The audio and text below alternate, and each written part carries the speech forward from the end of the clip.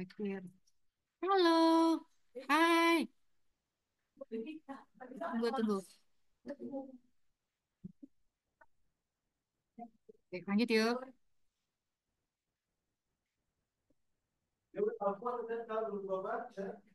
Lanjut, lanjut, lanjut, lanjut.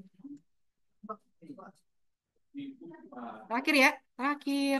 Ini juga nggak terlalu dalam sih. Aku cuma buat wawasan aja. Cuman kalau nggak dikasih kan kasihan. Nah, nih ada lagi nih. Nah, teman-teman, nih ada lagi yang namanya teknik-teknik lanjutan dalam regresi. Ada yang namanya regresi stepwise.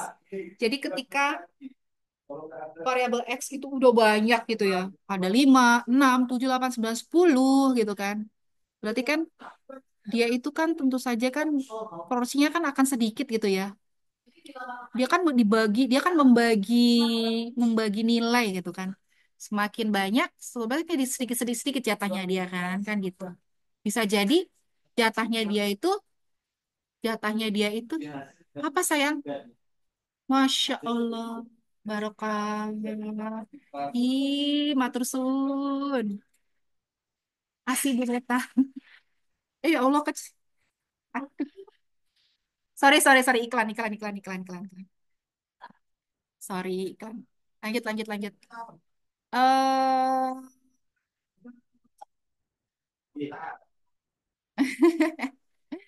Ih, saya lupa ya, belum diikutin dulu. Nah, jadi kan dia kan kalau semakin banyak variabel X-nya tuh, dia itu kan akan kebagi gitu ya. Akan kebagi dan bisa jadi juga belum tentu bagus modelnya. Karena ada variabel-variabel yang sebenarnya tidak berpengaruh masuk ke dalam model gitu. Sehingga selain kita melakukan asumsi klasik, kita juga harus melakukan yang namanya pada regresi berganda ya, namanya teknik lanjutan dengan menggunakan regresi-regresi yang tidak enter ya. Tadi kan enter kan, ada stepwise, ada backward, ada forward kan gitu kan. Nah, seperti itu. Nah, disarankan eh, macam-macam sih, mau mau mau cara-cara apa gitu. Boleh forward. Kalau forward itu berarti mulai dari model kosong, kemudian tambahin satu-satu-satu gitu kan tuh forward. Backward dari model keseluruhan, kemudian keluarin yang sedikit-sedikit yang jelek-jelek kan gitu. Atau stepwise itu sedikit-sedikit gitu. Jadi kita masuk dulu satu-satu, kemudian jelek dikeluarin, kemudian dimasukin lagi gitu. Jadi stepwise ini dia lebih bagus ya biasanya karena dia mengkombinasikan backward dan ini gitu. Kapan nih kita menggunakan regresi stepwise? Misalnya di manajemen kita ingin menganalisis faktor-faktor yang mempengaruhi performa perusahaan, kemudian eh, kinerja keuangan gitu kan. Kalau udah banyak kita pakai lah yang namanya stepwise ini. Ekonomi pemasaran ya. Ini contoh soalnya bisa teman-teman coba ya yang itu ya. Nah, saya mau jelasin tuh enggak yang ini sebenarnya teman-teman. Saya mau jelasin yang ini nih. Nah, ini adalah sering dijadikan bahan perdebatan nih ketika kita skripsi, yaitu regresi linear berganda dengan data kuesioner ya. Perlu teman-teman ketahui, namanya regresi linear berganda itu dia tunduk patuh dalam asumsi yang parametrik ya teman-teman. Berarti dia itu harus eh, memenuhi asumsi klasik tadi, ya kan 5 asumsi klasik, ya kan. Namun, karena datanya itu bentuknya kuesioner, ya, which is bentuknya adalah Likert, ya, 1, 2, 3, 4, 5, dan itu tidak memenuhi, ya, biasanya tidak memenuhi asumsi klasik. Karena untuk data-data di yang asumsi klasik itu biasanya data-data yang bentuknya kontinu, yaitu berasal dari pengukuran, tidak dalam bentuk persepsi, begitu.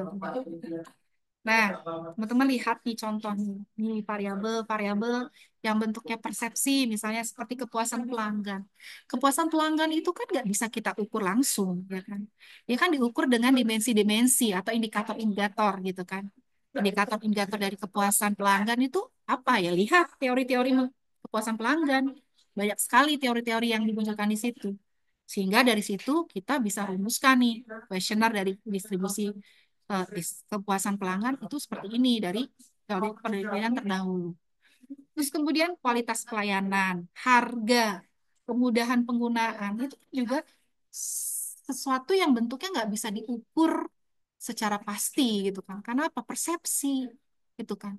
Kalau pengukuran-pengukuran seperti tadi jarak itu kan berat itu kan diukur pasti gitu kan. Ini enggak. Ini sudah merupakan persepsi satu sama yang lain itu berbeda-beda gitu kan.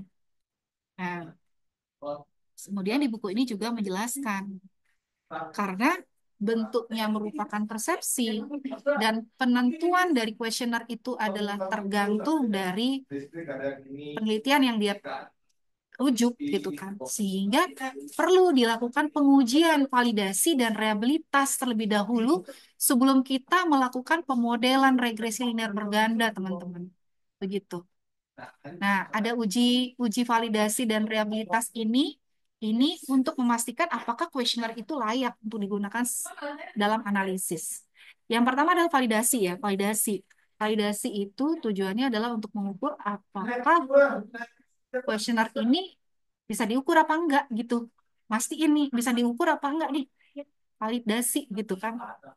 Bisa enggak kuesioner ini dipastikan item-item dari kuesioner ini mencerminkan konsep atau variabel yang diukur gitu. Nah, contoh nih ya, jika Anda ingin mengukur kepuasan pelanggan, maka ya harus harus item-itemnya yang mengukur kepuasan pelanggan itu ya harus sesuai. Contoh seperti kualitas pelayanan gitu kan, harga, kecepatan pelayanan kan gitu. Nah, pertanyaan-pertanyaan yang nggak valid, yang nggak sesuai dengan eh, kepuasan pelanggan, ya udah itu akan menjadi bias gitu. Kalau dimasukin, contoh misalnya tiba-tiba Anda masukin variabel motivasi kerja gitu kan. Terus tiba-tiba Anda bisa masukin aja pertanyaan yang gak relevan dengan itu. Uang yang namanya software ya akan keluar semua kan nilainya. Dia nggak akan membaca ini nggak valid, dia nggak relevan, nggak akan ngerti dia. Tapi itulah fungsinya kita gitu. Jadi dimanapun nantinya ya, secanggih apapun ya, gitu. Saya nggak merasa jadi pesaing ChatGPT itu. Gitu. Silakan teman-teman gunakan, nggak apa-apa gitu. Tapi fungsi decision maker tetap kita gitu. Gunakan aja, bersahabat lah dengan teknologi. Kenapa enggak? Hah? Serius? Nggak direkod? Nggak direkod? Rekod. Rekod. Rekod dong. Rekod. Rekod ya, Mas. Masih dong.